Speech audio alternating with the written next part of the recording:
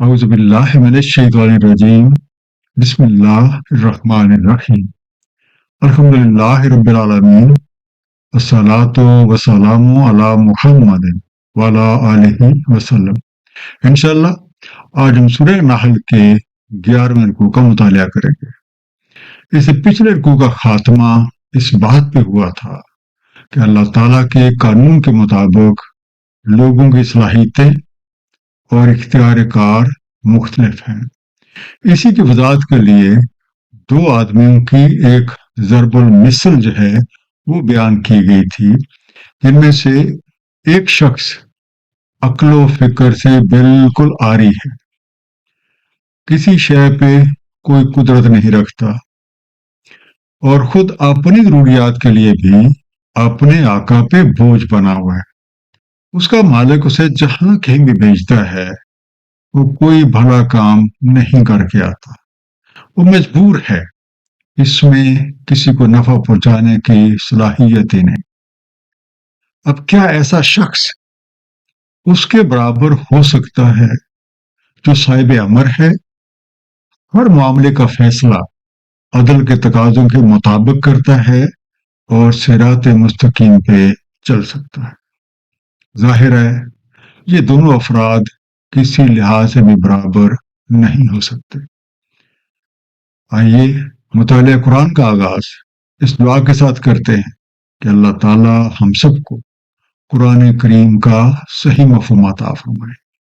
سورہ نحل رکوع نمبر 11 جو کہ آیات 77 سے 81 پہ مشتمل ہے۔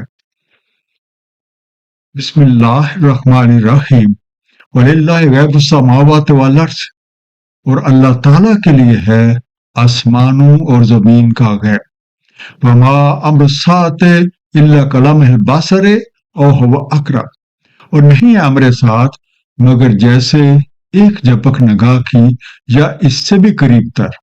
ان اللہ علی کل شیء قدیر، بے شک اللہ تعالیٰ ہر شے پہ قادر ہے۔ تو ایک انڈر لائن لفظ ہے قلم ہے، اس کا روٹ ہے لمحہ، لام میم ہے، ایک بار پلک جھپکنے کا وقت، the time lapse for twinkling of eye۔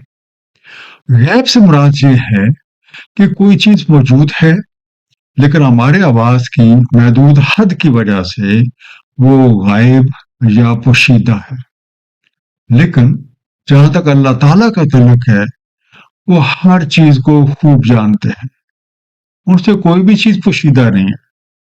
جیسے کہ سورہ توبہ آیت نمبر 78 میں ارشاد ہے، کیا ان کو علم نہیں؟ اللہ تعالیٰ کو معلوم ہے ان کے بھید اور ان کی سرگوشیاں، اور یہ کہ اللہ تعالیٰ علام الغیوب ہے۔ جہاں تک امر ساتھ کا تعلق ہے وہ بالکل ایسے ہی ہے جیسے ایک بار پلک جھپکنے کا وقت یا اس سے بھی کم تر۔ پیغام حق کے داعی کے ذمہ پیغام کو پہنچا دینا ہے اور اس پہ عمل کے نتائج سے خبر کر دینا ہے، لیکن ان نتائج کا ظہور کب ہوگا، کیسے ہوگا اور کہاں ہوگا، اس کا مکمل علم اللہ تعالیٰ کو۔ اللہ تعالیٰ ہر شے پہ قادر ہے، انہوں نے ہر شے کی مقداریں یا پیمانے مقرر کر رکھے ہیں اور ہر شے انہی مقداروں کے مطابق ظہور میں آتی ہے۔ جیسا کہ سورہ القمر آیت نمبر 49 میں ارشاد ہے، بے شک ہم نے خلق کیا ہر شے کو مقداروں کے مطابق۔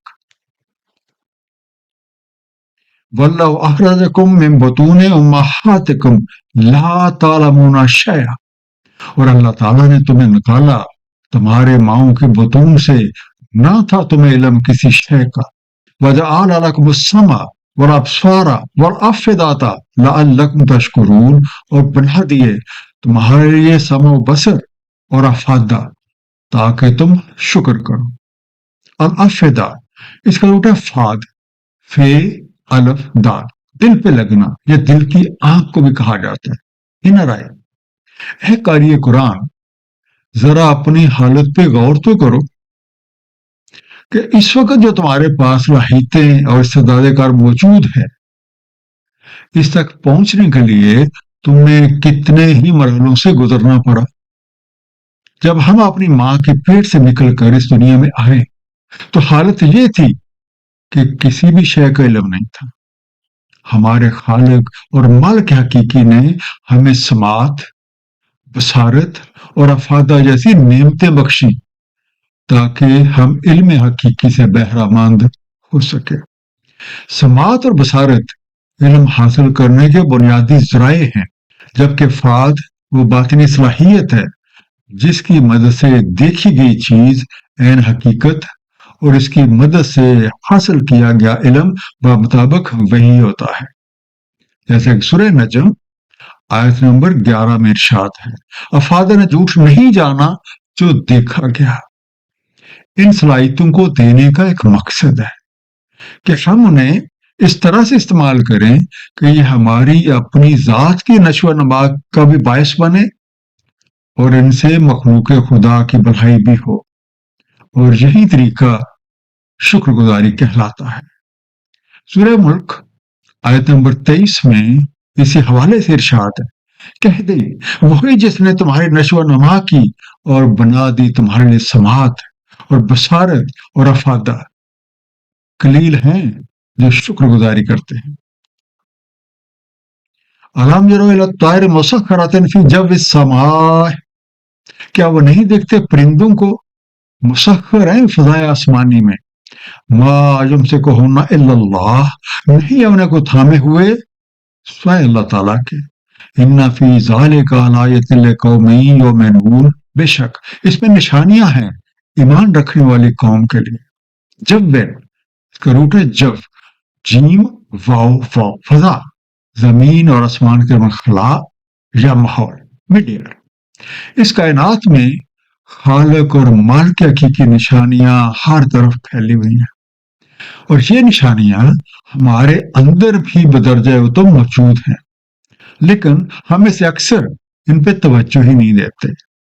یہ آیت انہی نشانیوں کی طرف ہماری توجہ مبذول کر رہی ہے۔ یہ حقیقت ہے کہ اپنے اندر جھانکنے کی صلاحیت سب میں نہیں ہوتی، لیکن ہم میں سے وہ تمام لوگ جو اپنی آنکھوں سے دیکھ سکتے ہیں اور کانوں سے سن سکتے ہیں، وہ اس کائنات میں پھیلی ہوئی نشانیوں کو بھی دیکھ سکتے ہیں اور ان پہ غور و فکر کر کے نشان منزل ڈھونڈ سکتے ہیں۔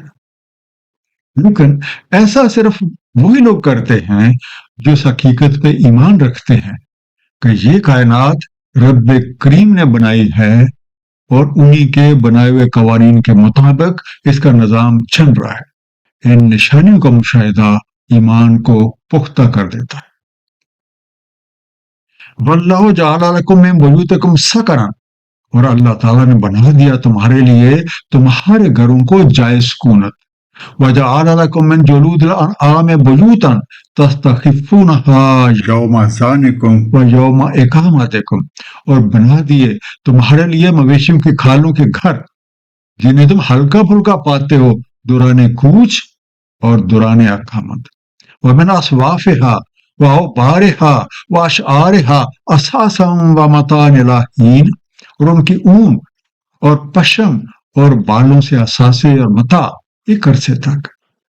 تو پہلا انڈر لائن لفظ ہے ذانکم، جس کا روپ ہے زان، زوئے این نو، کسی مقصد کے حصول کی خاطر سفر پہ روانہ ہونا یا کوچ کرنا، یو ٹریول۔ اسوافہا، صوف، سواد واو فی، ان کی اون، دیر وول۔ او بارہا، دبار سے بنا، دال بے رے، ان کی باریک اور ملائم بال، انہیں رواں بھی کہا جا سکتا ہے، دیر فر۔ اللہ تعالیٰ کی نشانیوں میں سے ایک نشانی ہمارے قیام کا انتظام ہے۔ عام حالات میں ہم اپنے گھروں میں سکونت پذیر ہوتے ہیں، یہ گھر ایک ہی جگہ پہ قائم رہتے ہیں۔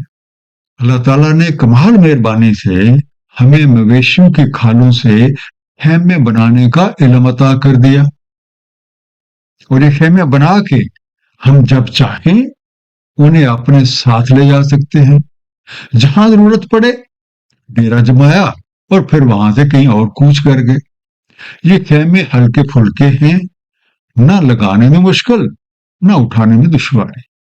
مختلف جانوروں سے حاصل ہونے والی اون، بال اور پشم سے ضرورت کی بے شمار چیزیں بنتی ہیں جو کہ ایک عرصے تک کام آتی ہیں. وَاللَّهُ جَعَلَ لَكُم مِّمَّا خَلَقَ ظِلَالًا، اللہ تعالیٰ نے بنائے تمہارے لیے اپنی تخلیق کے سائے. وَجَعَلَ لَكُم مِّنَ الْجِبَالِ أَكْنَانًا، اور بنا دی تمہارے لیے پہاڑوں میں چھپنے کی جگہ. وَجَعَلَ لَكُمْ سَرَابِيلَ تَقِيكُمُ الْحَرَّ وَسَرَابِيلَ تَقِيكُمْ بَأْسَكُمْ، اور بنائے تمہارے لیے پہناوے کہ تمہیں بچائیں حرارت سے، اور پیراہن کہ تمہیں بچائیں تمہاری لڑائی میں. کذالک یتم نعمتہ علیکم لعلکم تسلمون، اس طرح وہ تمام فرماتا ہے اپنی نعمتیں تم پہ تاکہ تم تسلیم والے بنو. اکنانن، کنن سے بنا، کاف نون نون، کسی چیز کو محفوظ رکھنے یا ڈھانک دینے کی جگہ. Height, place of concealment. سرابیل، سربل سے بنا، سین رے بے لا، پیراہن، زرہ یا کوئی بھی پوشاک جو پہناوے کے طور پہ پہنی جائے، گارمنٹ. اللہ تعالیٰ کی نشانیوں میں سے ایک نشانی چیزوں کا سایہ ہے. سائنس ہمیں بتاتی ہے کہ سورج کی کرنوں کا چھوٹے سے چھوٹا ذرہ فوٹان ہے. اس میں سپیس نہیں ہوتی. کسی عنصر سے فوٹان کا ٹکراؤ اسے سپیس دیتا ہے. سپیس کے چھوٹے سے چھوٹے ذرے کو الیکٹران کہا جاتا ہے. جہاں پہ فوٹان اور الیکٹران ٹکراتے ہیں وہیں سے نگاہ دیکھنا شروع کرتی ہے. یعنی جب تک فوٹان کسی حلقے سے نہیں ٹکراتا سایہ نہیں بنتا. ہماری فضا دراصل گیسوں کا ایک امیزہ ہے جس میں گیسوں کے سائے ہوتے ہیں.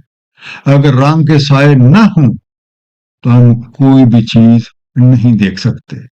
اس کا مطلب یہ ہے کہ دیکھنا ایک فارمولا ہے، جبکہ رنگ، روشنی اور اندھیرا ایک درجہ بندی ہے. اگر کسی صورت آدمی اس فارمولے سے واقف ہو جائے تو وہ اندھیرے میں بھی دیکھ سکتا ہے.